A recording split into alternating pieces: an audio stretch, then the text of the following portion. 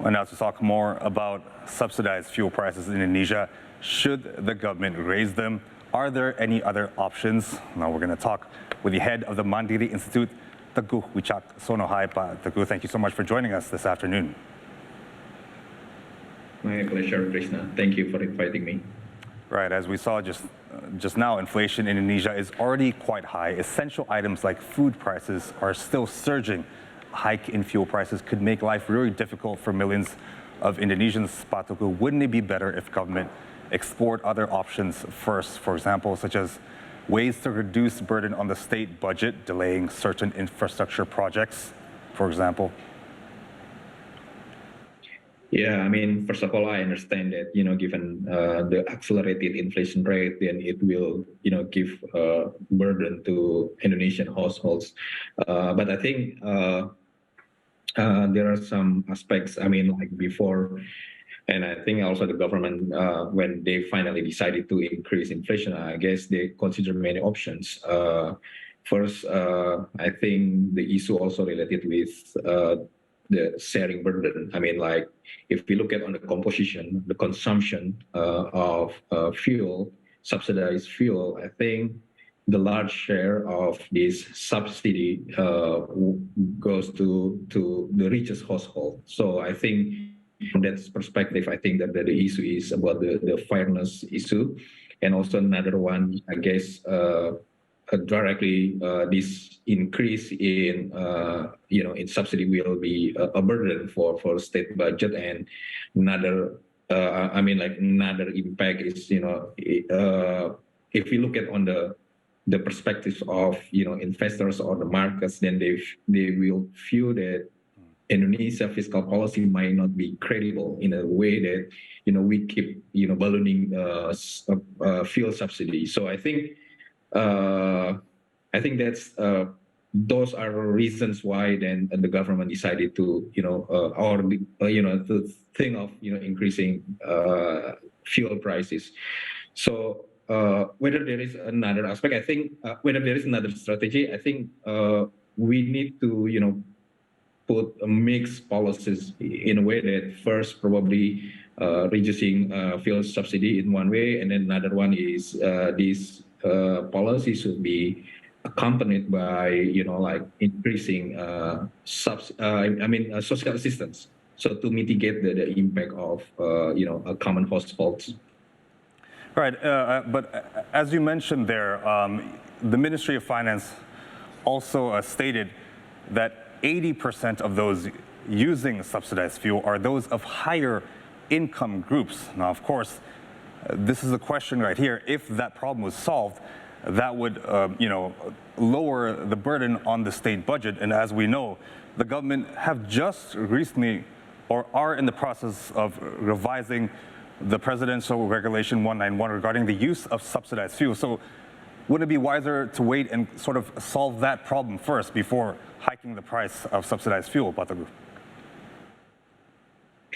Yeah, I think the concern is when we delay this process, when we delay, to make adjustment, then the expected inflation will be much higher. So I think this is what we learned from, like 2005. At the time, I think the government delayed, decision to increase fuel prices, and the impact is, inflation is, much more higher than it should have been. So I think that's the reason why we need to adjust immediately, and then we need to address or to mitigate the impact, particularly for the poor households or to the middle class, Indonesian middle class, because of course they bear the largest share of the burden. Right, and as you mentioned there, the lower and middle income groups will share a heavy set of the burden if subsidized fuel prices have increased. So in that regard, in your estimation, what range should the price of pertalite and, subsidized fuel, pertalite and subsidized diesel, what should it ideally be in order to both take the burden off the state budget, but also keep inflation low and also take the burden or lighten the burden or not put as much burden as lower and middle income groups in Indonesia? Yeah, I think it's a tricky question. I mean, it's very delicate. I mean, in the way that, for instance, with at the current price, current pertalite price, I think the additional compensation for subsidy is around we estimate it's around 28.9 trillion. When the pertalite price is around 7,650 rupiah, then the question is to how much the increase. So we calculate it. So for instance, like if we increase up to, let's say, 9,650, so it means like increase by 26.1%. Then the additional compensation to the subsidy will reduce, and then the total additional will be like 17.3%, 17.3 trillion. So it's quite significant in terms of reducing the state budget burden. So I think, and also, so I think that keeping the price probably lower than 10,000 will keep the psychological level of inflation expectation, and then probably this is the best way. And then the additional money coming from lower subsidy can be allocated to increasing social assistance and then expanding. I think this is also the homework. I mean, we tend to focus on the poorest 40%. But I think we need to expand more into the 60 or probably 70% of the lower population in Indonesia, because that's the burden, particularly for the middle class, is quite high, as you mentioned previously. Okay, we are running out of time. I have just about 2 questions left for you. First of all, at that estimation, 9,650 rupiah, that is your projection, would be most ideal. How much do you project inflation will go up by in Indonesia if it is raised to 9,650 for pertalite? So let's assume that from the pertalite, if we increase to like 9,650, inflation will be increased by 0.7 percentage point.